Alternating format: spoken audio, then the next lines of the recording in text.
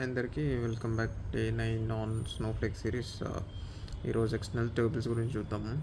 External tables గురించి చూసే ముందు నిన్న మనం స్టేజెస్ గురించి చూసాం కదా.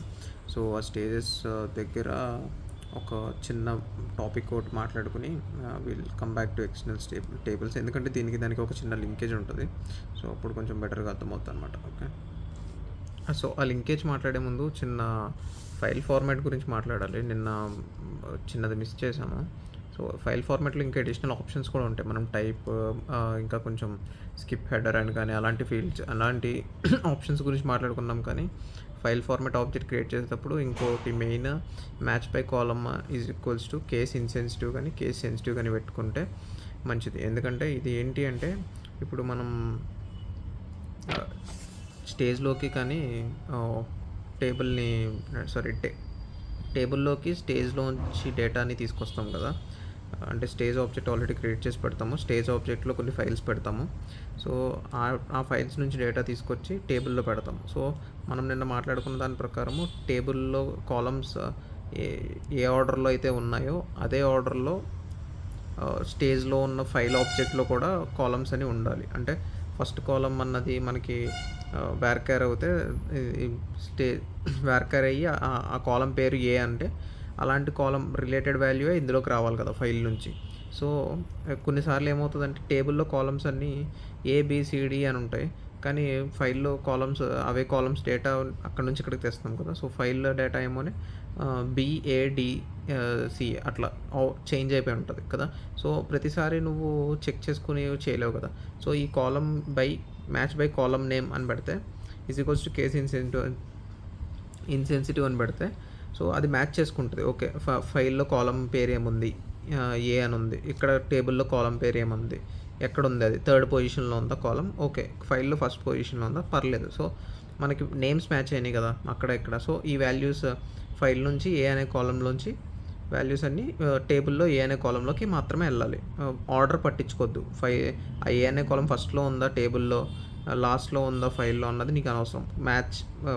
మ్యాచింగ్ కాలం రిలేటెడ్గానే వాల్యూస్ అన్నీ వెళ్ళాలి అని చెప్పడానికి ఇది. కేస్ సెన్సిటివ్ ఏంటి అంటే, సో కేస్ ఇన్సెన్సిటివ్ అంటే కేసుతో సంబంధం లేదు. ఇప్పుడు ఇది కాలం చెక్ చేసుకుంటారు కదా. సో ఫైల్ నుంచి డేటా అన్నది టేబుల్లోకి పెట్టేటప్పుడు సో ఫైల్లో కాలం తీసుకుంటే సపోజ్ ఏ అనే కాలం పట్టుకొచ్చింది. ఇప్పుడు ఏ అనే కాలం ఎక్కడుంది ఈ టేబుల్లో అని సెర్చ్ చేసుకుంటుంది. సో అలాంటప్పుడు సెర్చ్ చేసేటప్పుడు స్మాల్ ఏ కాలం అనుకో ఫైల్ నుంచి తెచ్చింది.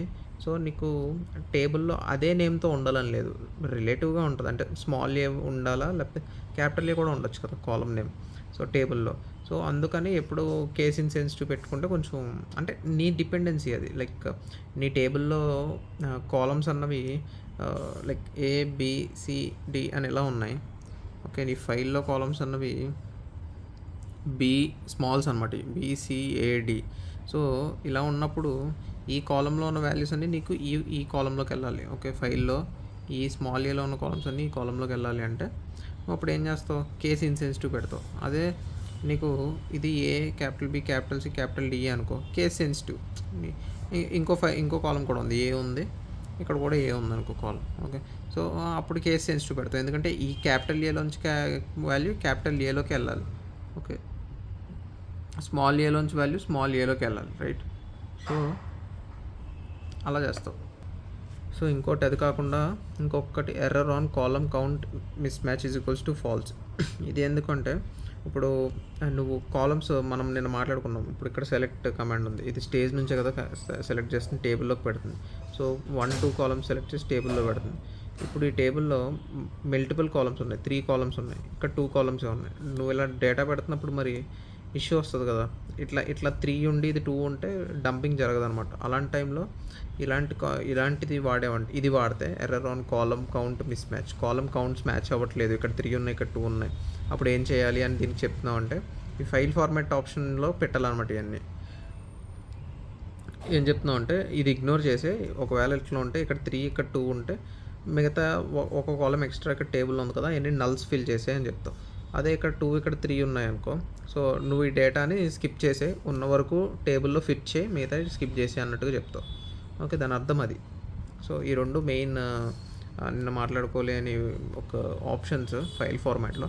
సో, ఇవి పెట్టుకోవడం వల్ల అడిషనల్ యూసేజ్ ఉందని చెప్పి ఇవి చెప్పడం అనమాట. ఓకే. ఇప్పుడు ఎక్స్టర్నల్ స్టేజ్ గురించి మాట్లాడుకునే ముందు సారీ, ఎక్స్టర్నల్ స్టేజ్ కాదు. ఎక్స్టర్నల్ టేబుల్స్ గురించి మాట్లాడుకునే ముందు సేమ్ ఇప్పుడు లెగసీ డేటా అని పేరు ఎప్పుడైనా విన్నారా? ఒకసారి అక్కడికి వెళ్దాం. సో, లెగసీ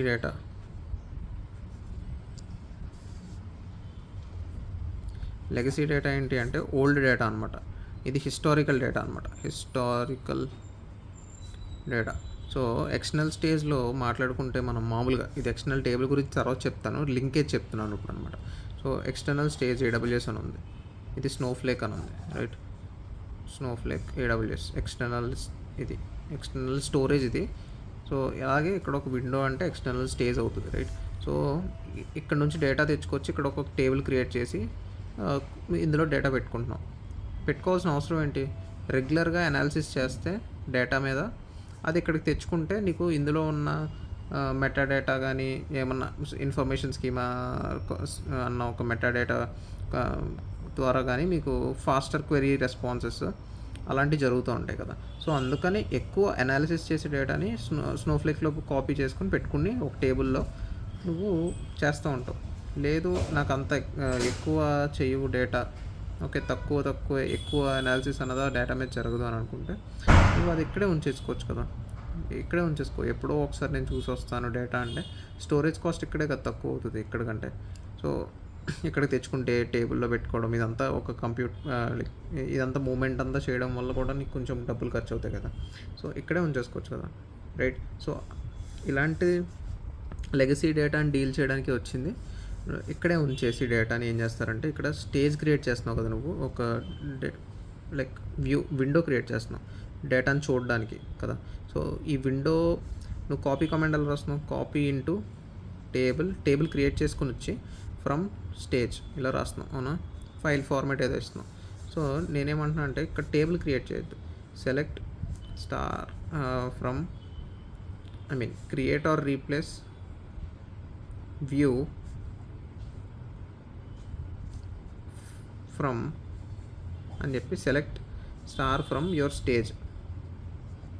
అంటే ఈ స్టేజ్ నుంచి ఉన్న డేటా అంటే ఈ విండో అంటే ఏడబ్ల్యూఎస్లో ఉన్న లెగసీ ఫైల్స్ మీద ఒక వ్యూ క్రియేట్ చేస్తున్నావు స్నోఫ్లేక్లో.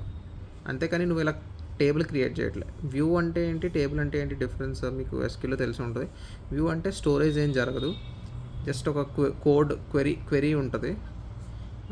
దీనికి స్టోరేజ్ ఆప్షన్ ఏమి ఉండదు. డైరెక్ట్ నువ్వు ఎప్పుడైతే వ్యూని సెలెక్ట్ స్టార్ ఫ్రమ్ వ్యూ చేస్తావో ఈ క్వెరీ అంతా రన్ అయ్యి బ్యాక్ ఎండ్లో నీకు రిజల్ట్ అన్నది ఫెచ్ చేస్తుంది. అదే టేబుల్ అనుకో, డైరెక్ట్ రికార్డ్స్ని స్టోర్ చేసుకుంటుంది, డేటా స్టోర్ చేసుకుంటుంది. ఇది ఎక్కువ డేటా కన్జ్యూమ్ చేస్తుంది, ఇది అసలు డేటా కన్జ్యూమ్ చేయదు, రైట్? సో, ఇది మళ్ళీ క్వెరీ అని రన్ చేయదు, వ్యూ మాత్రమే క్వెరీ రన్ చేస్తుంది, టేబుల్ చేయదు. సో, అందుకని చెప్పి నువ్వు స్టేజ్ ఆబ్జెక్ట్ పైనే ఒక వ్యూ క్రియేట్ చేసి పెట్టుకున్నావు అనుకో, నువ్వు ఇక్కడ నుంచి ఇక్కడ డేటా తేవక్కర్లే కదా ప్రతిసారి, రైట్?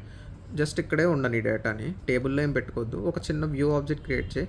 ఎప్పుడైతే నువ్వు వ్యూని స్నోఫ్లేక్లో క్వెరీ చేసావో ఆటోమేటిక్గా ఇక్కడికి వెళ్ళి ఆ క్వెరీ ఇక్కడ రన్ చేసి డేటాని తెచ్చుకుంటుంది, రైట్?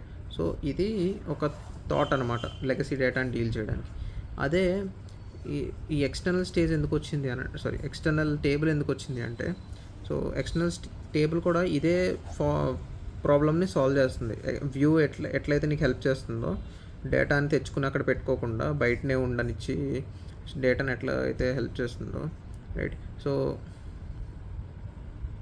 సో ఈ ఎక్స్టర్నల్ టేబుల్ కూడా అంతే, కొంచెం సిమిలర్గా వర్క్ చేస్తుంది. కాకపోతే దీనికి డిఫరెన్స్ ఏంటంటే ఇది ఇప్పుడు పెద్ద క్వెరీస్ అనుకో, మొత్తం ఒక చాలా బిగ్ క్వెరీస్, ఓకే, ఆ క్వెరీ చాలా టైం పట్టేస్తుంది రన్ చేయడానికి. సో, ప్రతిసారి అంత కాంప్లెక్స్ క్వెరీస్ని ఇక్కడికి పంపించి డేటా తెచ్చుకోవడం అన్నది కూడా కొంచెం costly and time taking process. కాబట్టి ఎక్స్టర్నల్ టేబుల్స్ ఏమవుతాయంటే ఒక మెటా డేటాని స్టోర్ చేసుకుంటాయి అనమాట. వ్యూకి దీనికి తేడా ఏంటంటే ఇది మెటా డేటాని స్టోర్ చేసుకుంటుంది. మెటా డేటా అంటే ఇప్పుడు ఇక్కడ ఫైల్స్ ఏమేమి ఉన్నాయి, ఇప్పుడు 1 2 3 4 అనే ఫైల్స్ ఉన్నాయనుకో, ఈ ఫైల్స్ రిలేటెడ్ మెటా డేటా అనేది ఇక్కడ స్టోర్ చేసుకుంటుంది. ఎక్స్టర్నల్ టేబుల్ స్టోర్ చేసుకుని ఇది ఆల్రెడీ అవైలబుల్ ఉందా, న్యూ ఫైల్ వచ్చింది, ఇది న్యూ ఫైల్ వచ్చింది అని ఇట్లా మెటా డేటా అని పెట్టుకుంటుంది. దీనికి ఒక హ్యాష్ వాల్యూ పెట్టుకుంటుంది, హ్యాష్ వాల్యూ. ఓకే, సో దీనికి హ్యాష్ వాల్యూ ఒకటి ఉంటుంది 1 2 3, దీనికి సంథింగ్ XYZ సంథింగ్ అని హ్యాష్ వాల్యూస్ ఉంటాయి. సో ఎప్పుడైతే ఇక్కడ ఫైల్ అన్నది డిలీట్ అవుతుందో ఇక్కడ ఆటోమేటిక్గా అవ్వదు, కాకపోతే అది మాట్లాడతాను, నువ్వు రీఫ్రెష్ చేయాల్సి వస్తుంది అనమాట. ఇది ఈ మెటా డేటాని ఏమంటావు అంటే alter external table name refresh. ఇట్లా రీఫ్రెష్ చేస్తే ఇక్కడున్న మెటా డేటా అన్నది రీఫ్రెష్ అయ్యి ఈ 4 అన్న రికార్డ్ ఈ 4 అన్న ఫైల్ ఆల్రెడీ ఇక్కడ డిలీట్ చేసేసారు. సో ఇక్కడ మెటా డేటాలో కూడా అప్డేట్ చేసుకుని హ్యాష్ వాల్యూ రిమూవ్ చేసేస్తుంది. సో అప్పుడు దాని అర్థం ఏంటి, మూడు ఫైల్సే ఉన్నాయని తెలుస్తుంది అనమాట. దీనివల్ల ఉపయోగం ఏంటి అంటే, సో ప్రతిసారి మొత్తం అన్ని ఫైల్స్ ఇది వెళ్ళి స్కాన్ చేసుకోక్కర్లేదు. ఇక్కడ దీనికి ఒక మెటా డేటా ఇన్ఫర్మేషన్ ఉంది కాబట్టి, సో దీని బేసిస్ మీద ఏ పర్టికులర్ ఫైల్ని స్కాన్ చేసుకోవాలి, ఏ పర్టికులర్ ఫైల్ అప్డేట్ ఉంది, ఏ పర్టికులర్ ఫైల్ లేదు అని దీనికి అన్నీ తెలుస్తాయి. సో ఏ పర్టికులర్ ఫైల్కి వెళ్ళి చదువుకోవాలి డేటాని. ఓకే, సో ఇవన్నీ తెలుస్తాయి అన్నమాట దానికి. సో దీనికంటే కొంచెం బెటర్ ఆపరేషన్, వ్యూ కంటే కొంచెం బెటర్ ఎక్స్టర్నల్ టేబుల్ అవుతుంది. ఓకే, సో నువ్వు అప్డేట్ చేసావు ఓకే మన ఫైల్. సో అప్డేట్ అంటే ఇక్కడ ఓపెన్ చేసి కొన్ని రికార్డ్స్ యాడ్ చేసావు ఈ ఫైల్, థర్డ్ ఫైల్. సో ఇక్కడ ఏమవుతుందంటే హ్యాష్ వాల్యూ అప్డేట్ అవుతుంది అనమాట. సో అంటే నువ్వు ఆటోమేటిక్గా అప్గ్రేడ్ అవుతావు.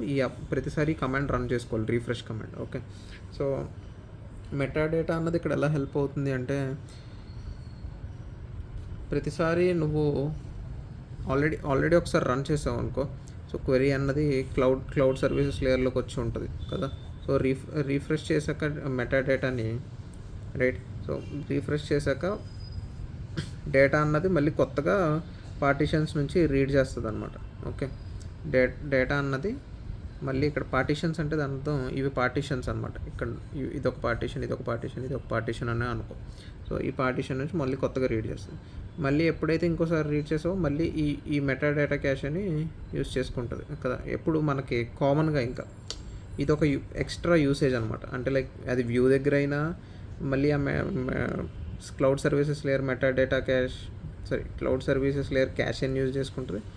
ఇదైనా సరే ఎక్స్టర్నల్ టేబుల్ అయినా సరే క్లౌడ్ సర్వీసెస్ లేయర్ క్యాష్ అని యూజ్ చేసుకుంటుంది. సో ఇక్కడ బెనిఫిట్ ఏంటి అంటే సమ్ మెటా డేటా అన్నది స్టోర్ చేసుకుంటుంది ఎక్స్టర్నల్ టేబుల్. దాన్ని బట్టి ఇది ఫాస్టర్గా ఏ ఫైల్ని యాక్సెస్ చేసుకోవాలి, ఏదైనా ఫైల్ అప్డేట్ అవుతే దాని రిజల్ట్ అన్నది ఇక్కడ స్టోర్ చేసుకోవడం, ఏమైనా ఫైల్ డిలీట్ అవుతే దాని రిజల్ట్ అన్నది ఇక్కడ స్టోర్ చేసుకోవడం బట్టి కొంచెం ఇన్ఫర్మేషన్ అన్నది హోల్డ్ చేసి పెట్టుకోవడం వల్ల ఇది వ్యూ కంటే బెటర్ పెర్ఫార్మెన్స్ ఇస్తుంది. ఓకే, సో ఇంకా అడిషనల్గా ఈ ఒక థింగ్ ఏంటి అంటే, ఇక్కడ ప్రతిసారి నువ్వు ఆటోమేటిక్గా రీఫ్రెష్ చేస్తూ కూర్చోలేవు కదా. ప్రతిసారి నువ్వు క్వరీ చేసుకునే ముందు వచ్చి రీఫ్రెష్ చేసుకోవడం అన్నది it is a difficult thing అని చెప్పొచ్చు కదా. సో దానికి హెల్ప్ అయ్యేలాగా ఏంటి అంటే AWSలో SQS నోటిఫికేషన్స్ అని ఉంటాయి. సో క్యూయింగ్ నోటిఫికేషన్స్ అనమాట. సో ఇదేంటి అంటే ఎప్పుడైనా ఒక బకెట్లో నువ్వు బకెట్లోనే కదా ఫైల్స్ అన్ని పెడతా ఉంటావు, అప్డేట్ చేసిన, డిలీట్ చేసిన, యాడ్ చేసిన. సో ఈ బకెట్లోనే కదా. సో ఈ బకెట్లో SQS క్యూని యాక్టివేట్ చేసుకుని ఈ బకెట్లో ఏదన్నా ఒక ఈవెంట్ జరిగితే ఇది ఒక నోటిఫికేషన్ ట్రిగర్ చేయాలన్నమాట. ఎవరికి?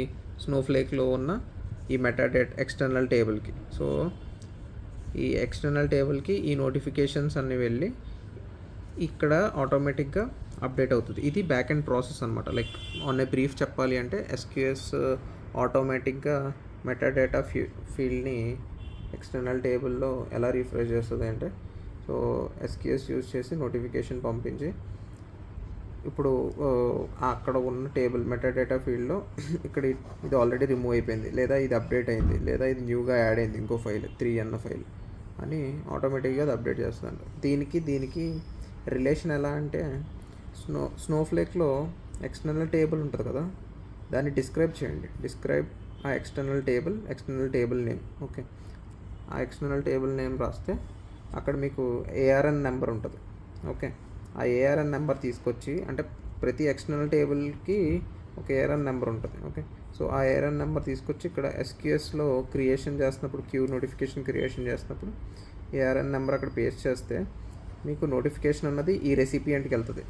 ఓకే, సో ఈ రెసిపియంట్ ఆటోమేటిక్గా స్నోఫ్లేక్ ఆ మెటాడేటా టేబుల్ని అప్డేట్ చేసుకుంటుంది అనమాట. ఓకేనా, సో ఇది ఎక్స్టర్నల్ టేబుల్స్ గురించి పెద్ద యూసేజ్ ఏం కాదు, జస్ట్ ఒక హై లెవెల్ కాన్సెప్ట్ అయితే తెలుసుకోండి. లైక్ లెగసీ డేటాని డీల్ చేయడానికి కొంచెం హెల్ప్ అవుతుంది, ఎందుకంటే డేటా అన్నది ఇక్కడే ఉంచేస్తారు. సో ఇక్కడికి రెగ్యులర్ క్వెరీస్ ద్వారా డేటా అన్నది తీసుకొస్తూ ఉంటారు అంతే.